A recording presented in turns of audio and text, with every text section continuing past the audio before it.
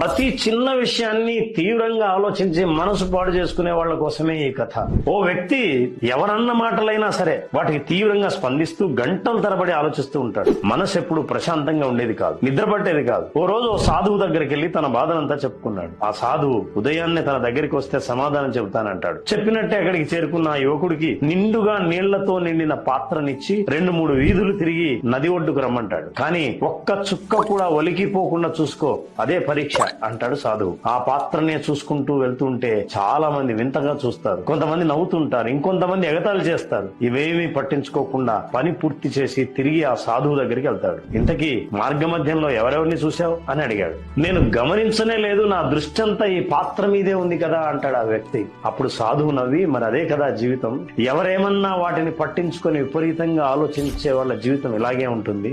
అనవసరంగా రాబోయే దాని గురించి ఆందోళన చెందకు, జరిగిపోయిన దాని గురించి చింతించకు, ప్రస్తుతంలో జీవించమంటాడు.